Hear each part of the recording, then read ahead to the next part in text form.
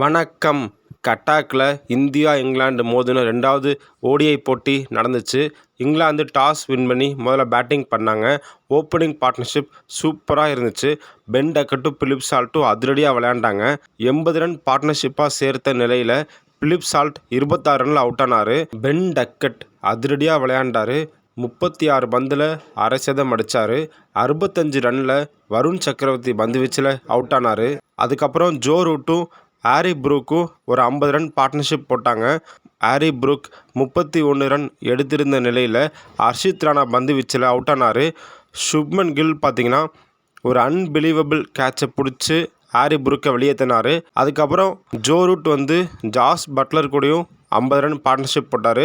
Jos Buttler 34 Ranil out ஆக, மறுபுறம் Joe root அரை சதம் அடித்தார்.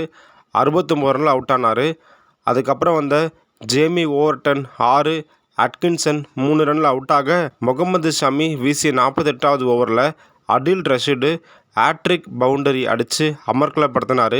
இறுதியாக லிவிங்ஸ்டனோட அதிரடியான 41 ரன்னால் இங்கிலாந்து அணி 49.5 ஓவரில் 304 ரன்கள் எடுத்தாங்க. ஆல் அவுட் ஆனாங்க. இந்திய பவுலிங்கில் ரவீந்திர ஜடேஜா சூப்பராக பவுலிங் போட்டார். 3 விக்கெட் எடுத்தார். வருண் சக்கரவர்த்தி, முகமது ஷமி, ஹர்ஷித் ராணா, ஹர்திக் பாண்டியா இவங்க 4 பேரும் தலா ஒரு விக்கெட் எடுத்தனர். 305 டார்கெட்டை நோக்கி இந்திய அணி களமிறங்கினாங்க. ரோஹித் சர்மாவும் சுப்மன் கில்லும் அருமையாக விளையாண்டாங்க. குறிப்பாக ரோஹித் சர்மா அதிரடியாக விளையாண்டார். பவர் பிளேயில் 77 ரன் குவிச்சாங்க. ரோஹித் சர்மா 30 பந்துலேயே அரை சதத்தை கடந்தார். இவங்க 2 பேரும் ஓப்பனிங் பார்ட்னர்ஷிப்பாக 136 ரன் சேர்த்தாங்க. கில்லு நிதானமான ஆட்டம். போன மேட்ச் மாதிரி இந்த மேட்ச்சும் சூப்பராக விளையாண்டார். அரை சதம் அடித்து 60 ரனில் அவுட் ஆனார். அதுக்கப்புறம் களமிறங்கிய விராட் கோலி 5 ரனில் அடில் ரஷீடு பந்து வீச்சில் விக்கெட் கீப்பர் சால்ட் கிட்ட அவுட் ஆகி ஏமாற்றம் அளித்தார். விராட் கோலி அவுட் ஆனதுக்கப்புறம் ஸ்ரேயாஸ் ஐயரும் ரோஹித் சர்மாவும் ஜோடி சேர்ந்தாங்க. 2 பேருமே அதிரடியாக விளையாண்டாங்க. ரோஹித் சர்மா 76வது பந்தில் சதத்தை கடந்தார். செஞ்சுரி அடித்தார். 119 ரனில் லிவிங்ஸ்டன் போட்ட ஃபுல் டாஸ் பாலில் 6 அடிக்க ஆசைப்பட்டு அவுட் ஆகிட்டார். ரோஹித் சர்மா சூப்பர் இன்னிங்ஸ் விளையாண்டாருன்னே சொல்லலாம். ரோஹித் சர்மா அவுட் ஆனதுக்கப்புறம் அக்ஷர் பட்டேல் வந்தார்.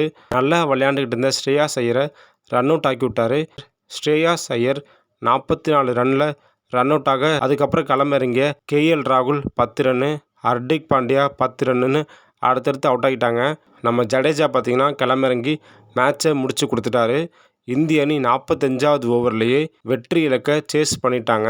4 விக்கெட் வித்தியாசத்தில் இந்த மேட்ச்சை ஜெயிச்சது மட்டும் இல்லாமல் இந்த சீரியஸையும் ஜெயிச்சிட்டாங்க. அக்ஷர் பட்டேல் 41 ரன்னு, ஜடேஜா 11 ரன்னு கடைசி வரைக்கும் நாட் அவுட்டாக இருந்தாங்க. இங்கிலாந்து பந்து வீச்சை பொறுத்தவரை ஓவர்டன் சூப்பராக போட்டார். 2 விக்கெட் எடுத்தார். இந்த போட்டியோட சிறந்த வீரராக ரோஹித் சர்மா தேர்வு செய்யப்பட்டார். அவ்வளோதாங்க இந்த வீடியோவை கடைசி வரைக்கும் பார்த்ததுக்கு ரொம்ப நன்றி. தேங்க்யூ.